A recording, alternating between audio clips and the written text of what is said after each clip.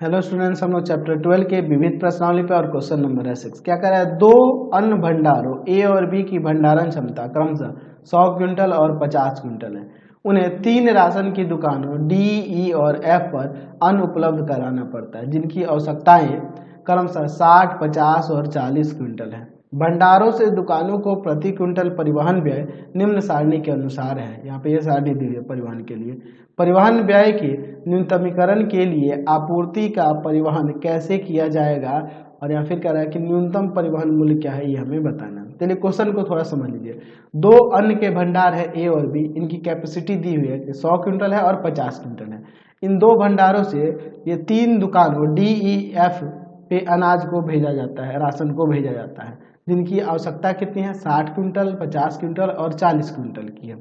और यहाँ पे परिवहन में जो खर्च लग रहा है ए और बी भंडार से दुकानों पर अनाज को भेजने पे प्रति क्विंटल यहाँ पर ये सारणी में दिया हुआ है। तो परिवहन व्यय न्यूनतम हो, इसके लिए आपको बताना है कि इन दो भंडारों से कितना कितना क्विंटल अनाज इन दुकानों पर भेजा जाएगा और न्यूनतम परिवहन मूल्य क्या होगा, ये भी हमें ज्ञात करना है। तो हम लोग यहाँ पे मान लेते हैं कि माना अन्न भंडार ए से x और y क्विंटल राशन, x और y क्विंटल राशन क्रमशः D और E दुकानों को भेजा जाता है। अब देखिए, इससे रिलेटेड हम लोग एक डायग्राम से इसे समझेंगे। बहुत ही इंटरेस्टिंग डायग्राम रहेगा, आप इसको अच्छे तरह से समझना। हम लोग यहाँ पर ये दो भंडार ले लेते हैं, ठीक है, जैसे कि आपके क्वेश्चन में दिया था। ये दो आपके भंडार हो गए और 3 दुकानें हैं ना, तो 3 दुकानों के लिए हम लोग अलग कलर ले लेते हैं। 3 दुकान हम लोग यहाँ पे ले लेते हैं, ठीक है। ये आपके 3 दुकानें हो गई। चलिए, तो ये आपके भंडार है, भंडार ए है, और यहाँ ये भंडार बी है, और ये आपका दुकान हो गया, दुकान डी। यहाँ पे ये दूसरा दुकान हो गया ई, और ये तीसरा दुकान हो गया एफ, ठीक है। 3 ये दुकानें हैं। कैपेसिटी इनका लिखे, तो भंडार ए जो है ना, उसका कैपेसिटी है 100 क्विंटल का। भंडार बी का जो कैपेसिटी है वह है 50 क्विंटल का, ठीक है। अच्छा, दुकान की अगर बात करें तो दुकान जो डी है, दुकान डी को कितना, 60 क्विंटल, दुकान ई को 50 क्विंटल, और इसको 40 क्विंटल राशन की जरूरत है। ये 60 क्विंटल है ना, दुकान डी को 60 क्विंटल, क्लियर लिख देते हैं थोड़ा, दुकान डी को 60 क्विंटल, ठीक है। दुकान ई को 50 क्विंटल, और दुकान एफ को 40 क्विंटल चाहिए। इनकी आवश्यकता इतनी की है, ठीक है। अब समझिए, हमने ऊपर दिखाया है कि x और y क्विंटल भंडार ए से डी और ई दुकान तक अनाज को भेजा जाता है, ठीक है। तो यहाँ से यहाँ और या फिर यहाँ से यहाँ हम लोग एरो बना देंगे ताकि पता चले कि यहाँ से यहाँ भेजा जा रहा है, यहाँ से यहाँ भेजा जा रहा है। तो यहाँ हमने x क्विंटल भेजा, यहाँ हमने y क्विंटल भेजा, ठीक है, x क्विंटल y क्विंटल। तो अब जो अनाज इसके पास बचेगा उतना ही ना अनाज ये भेज पाएगा इस दुकान को, दुकान एफ को। तो जब ये इसको x क्विंटल दे दिया, इसे y क्विंटल दे दिया, तो इसके पास ये कितना अनाज बचेगा, तो इसके पास अब 100 माइनस x माइनस y अनाज बचेगा, है ना। इसमें से इन दोनों को घटा लेंगे ना जी, तो यहाँ पर हम लिख देते हैं 100 माइनस x माइनस y, इतना क्विंटल अनाज अब इसके पास जो बचा है वो इसको दे सकता है, ठीक है। अच्छा, अब समझिए, हमें यहाँ इसको x क्विंटल मिल गया इस भंडार ए से, और इसे 60 क्विंटल की जरूरत है। तो बचा हुआ अनाज अब इस भंडार बी से ये लेगा, यानी कि यह इससे कितना लेगा, 60 माइनस x ना लेगा। चलिए, यहाँ पर भी हम लोग एरो दिखा देते हैं, ठीक है, ऐसे। तो यहाँ से ये कितना ले लेगा, 60 माइनस एक्स, क्योंकि देखो इसे x क्विंटल यहाँ से मिल गया और इसको 60 क्विंटल चाहिए, तो यहाँ पे अब बचा हुआ अनाज ना इससे लेगा, यानी कि इससे 60 माइनस एक्स क्विंटल लेगा। इसे ये y क्विंटल लिया है और इसको 50 क्विंटल की जरूरत है, जब ये y क्विंटल इससे ले लिया तो इससे अब कितना लेगा, 50 माइनस का y। ठीक है, फिर उसी तरह यहाँ भी हम लोग इसको भी लिख देंगे। चलिए पहले एरो बना के यहाँ दिखा देते हैं, इससे अच्छा रहेगा ना, डायग्राम से आपको पता चलेगा। यहाँ पे क्या क्या हो जाएगा, 50 माइनस वाई क्विंटल ये अनाज इसको देगा। अच्छा, ये दुकान इससे अब कितना लेगा, तो इससे 100 माइनस एक्स माइनस वाई ले चुका है। ठीक है, 100 माइनस एक्स माइनस वाई ले चुका है और इसको यहाँ पर चाहिए 40 क्विंटल, 40 क्विंटल। तो अब कितना अनाज बच गया, जो बचा हुआ अनाज होगा वही ना इससे लेगा। तो क्या करेंगे, 40 में से इसको घटा लेंगे, तो इसको घटा लेंगे तो देखिए क्या आ जाएगा, ऊपर यहाँ कर लेते हैं, 40 माइनस 100 प्लस एक्स हो जाएगा प्लस वाई, यानी एक्स प्लस वाई माइनस का 60।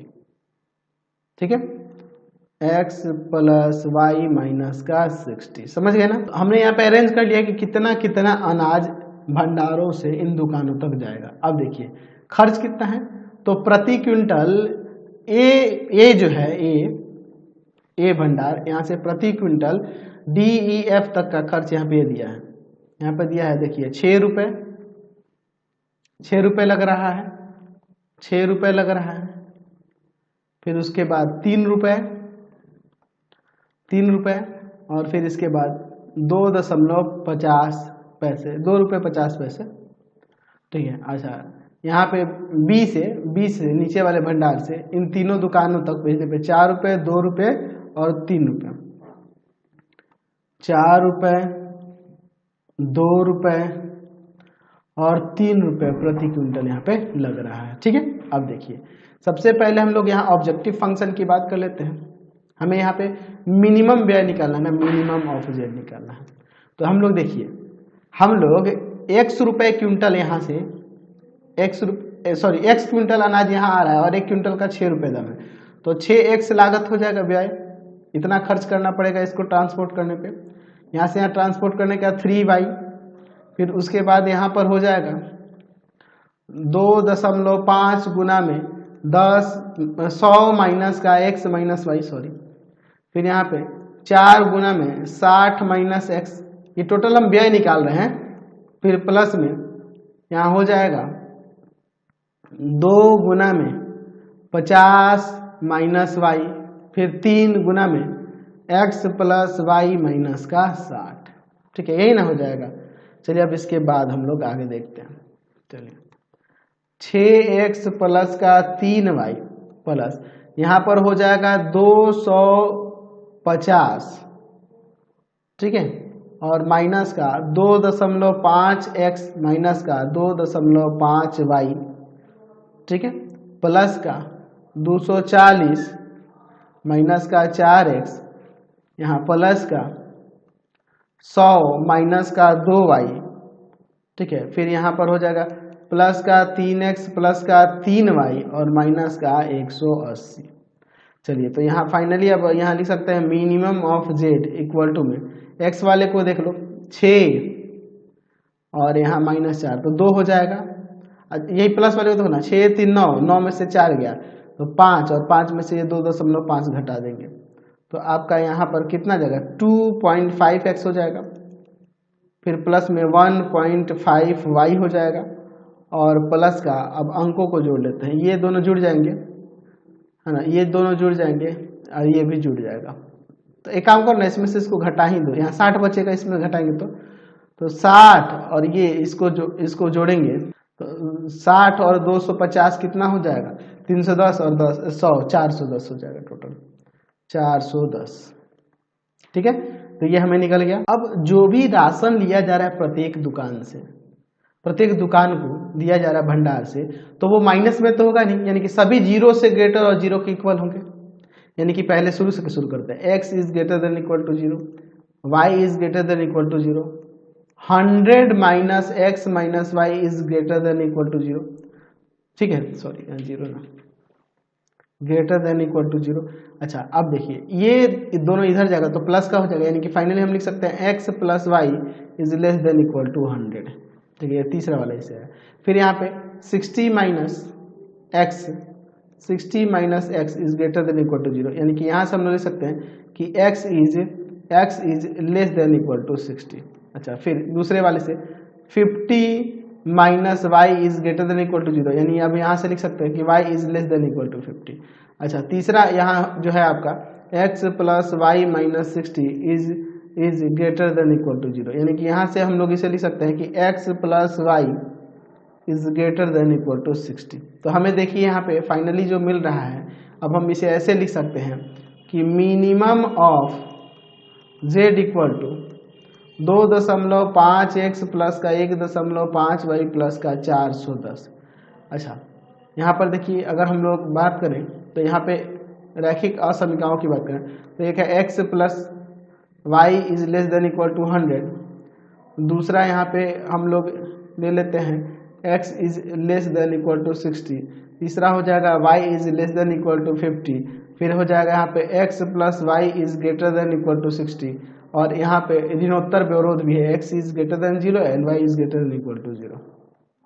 ठीक है, चलिए अब इसका हम लोग यहाँ पर ग्राफ बनाते हैं। तो हम लोग सबसे पहले क्या लिखेंगे, दिए गए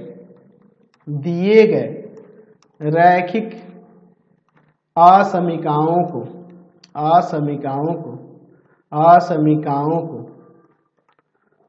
रैखिक समीकरणों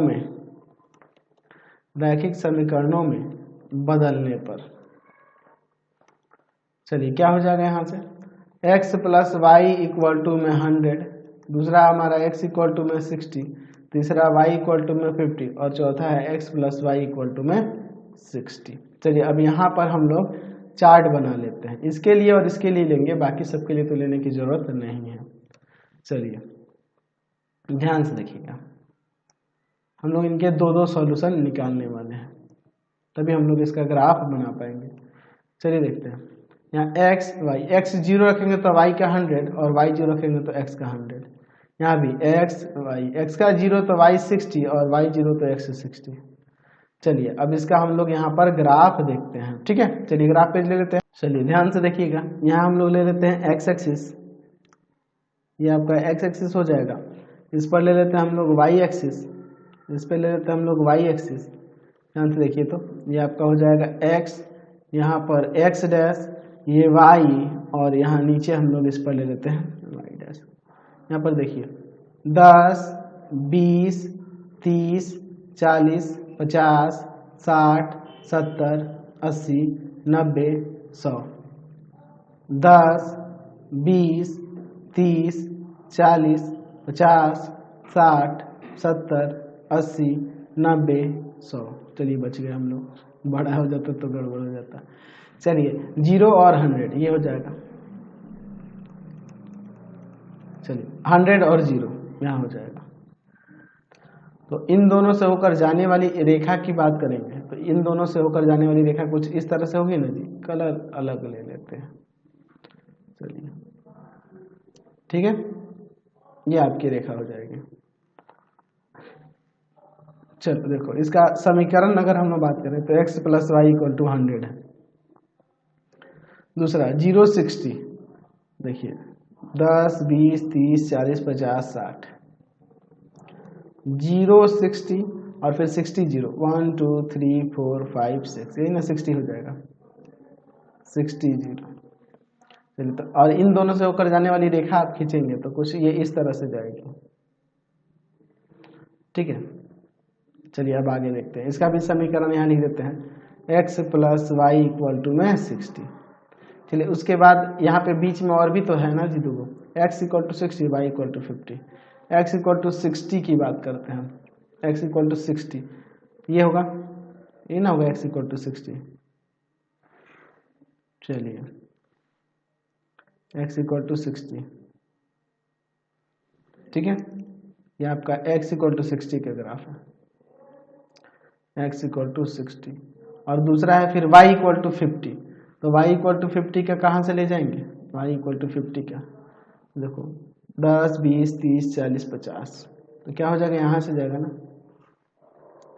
ठीक है, ये यहाँ से जाएगा। चलिए ये इसका ग्राफ हो गया, ये y इक्वल टू में 50 का। अब हम लोग हल क्षेत्र का पता लगाएंगे। तो हल क्षेत्र का पता लगाने के लिए देखो चेक करेंगे 0 0 पर असमीकाओं को। चलिए देखते हैं 0 0 पर असमीकाएं। चलिए सबको चेक करते हैं। पहले इसको 0 + 0 is less than equal to 100। ये 0 लेस देन है 100 से, बिल्कुल ये सत्य है। चलिए फिर 0 is less than equal to 60, ये भी आपका सत्य है। y is less than equal to 50, यानी कि y का वैल्यू भी 0 ही है। 0 इज लेस देन 50, ये भी आपका सत्य है।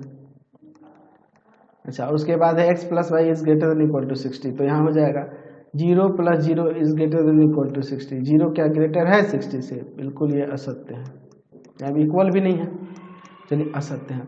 तो देखिए अब इसके बाद यहाँ पे 3 सत्य हो रहे हैं, और ये जो x + y = 60 वाले के लिए हम लोग बात कर रहे थे, ये असत्य हो रहा है। तो इसके बाहर, इसके अंदर, इसके अंदर, इसके अंदर, तो यहाँ हल क्षेत्र की अगर हम लोग बात करें तो हल क्षेत्र जो होगा यह वाला क्षेत्र हो जाएगा,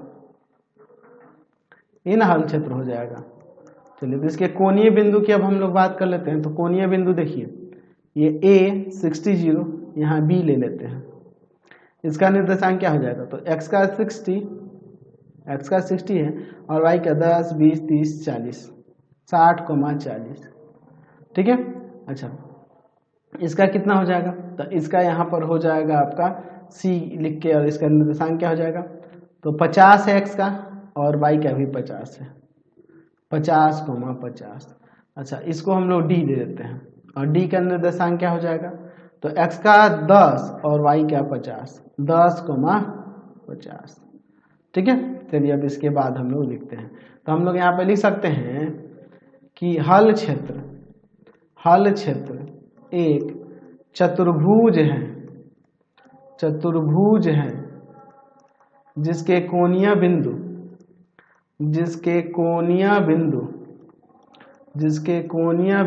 क्या क्या हो रहे हैं? तो a 60,0, b 60,40, c 50,50, और d 10,50 है। अब इसके बाद हम लोग आगे देखते हैं। हम लोग न्यूनतम व्यय निकालना है ना जी। चलिए तो हम लोग यहाँ पर एक चार्ट बना लेते हैं। चलिए इसके बाद हम लोग यहाँ आगे देखेंगे।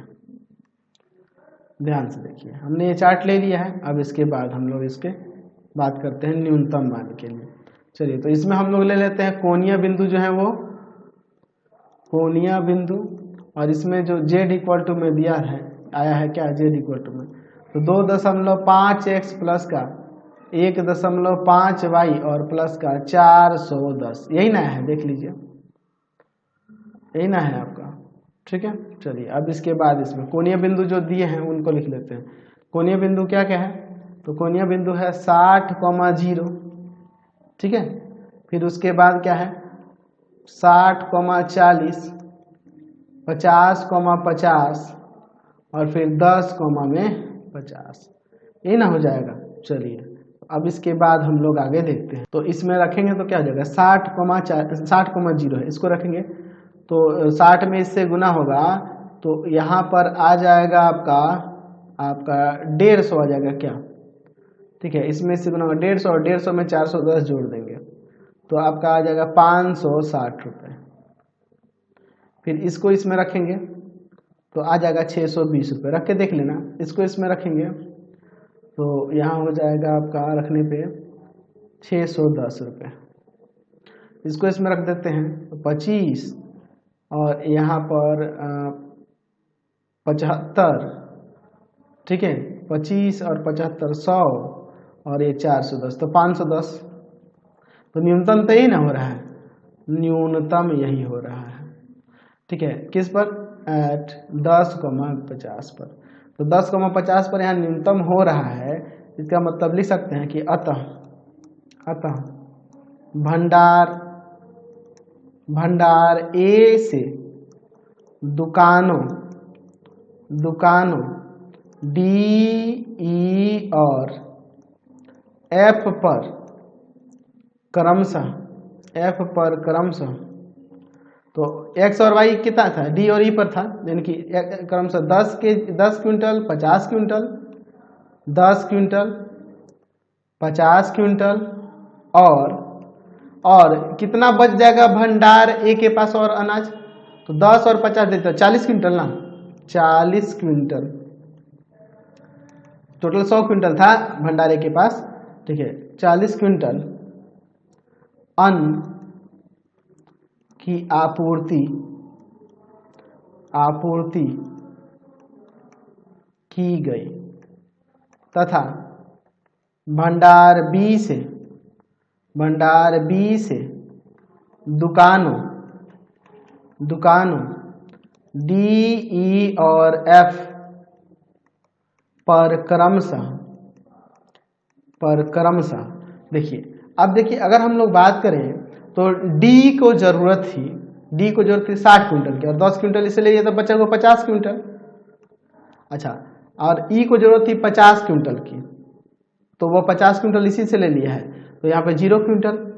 और एफ को जरूरत थी 40 क्विंटल की और एफ जो है यहाँ से 40 क्विंटल ले लिया है, तो इसको भी 0 क्विंटल की आपूर्ति की गई, ठीक है। और न्यूनतम जो व्यय है यहाँ पर वो क्या हो जाएगा, न्यूनतम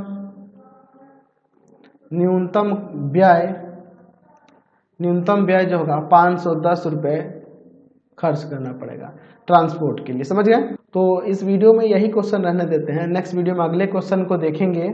आपको हमारे 3 चैनलों को सब्सक्राइब कर देना होगा। पहला है पाथफाइंडर क्लासेस छपरा, दूसरा है आपके पास भारती भवन